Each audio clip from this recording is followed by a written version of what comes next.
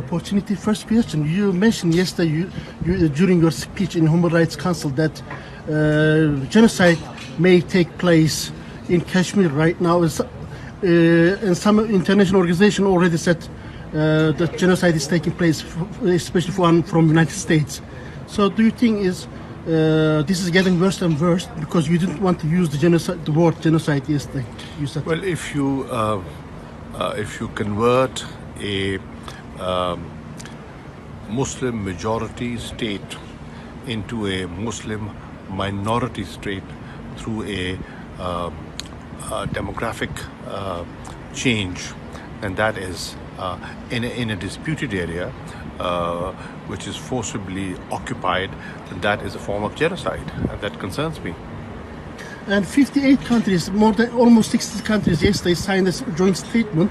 Can you tell us which countries were signed those joint statements? The important countries which you didn't expect to sign those joint statements? Well, those 50 plus countries that signed the statement, and the details will be shared through our mission.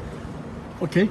And what do you think the bilateral relations between Turkey and Pakistan, especially in military industry, in recent times? We've been reading the reports. Pakistan is purchasing helicopters and other defense. Bilateral relations between Pakistan and Turkey have always been good. They've always been excellent.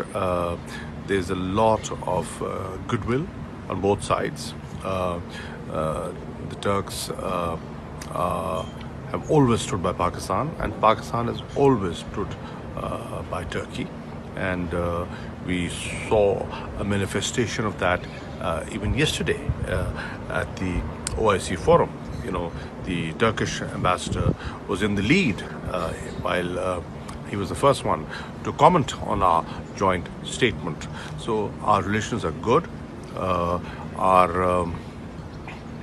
We're expecting President Erdogan to visit Pakistan in the near future, and in which we will be talking about a comprehensive economic arrangement between Turkey and Pakistan. And military we have good cooperation. Yeah.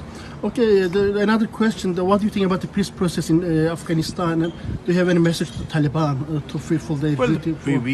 We support the peace process. We have facilitated the peace process, and the message is that please bring about a reduction in violence and give peace a chance.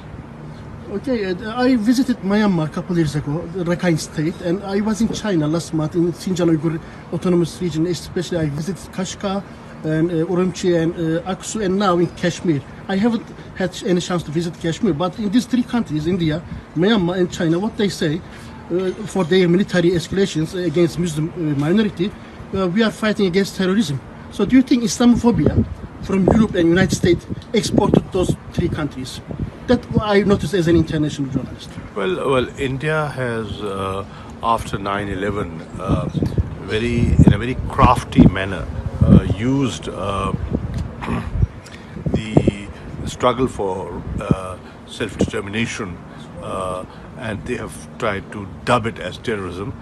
They're not terrorists. They are fighting for their rights, and it should not be equated as terrorism. So, are you really thinking it is Islamophobia?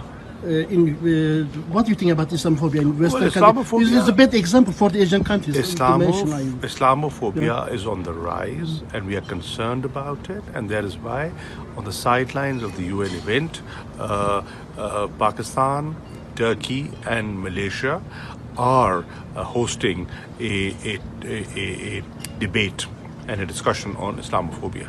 Thank you. And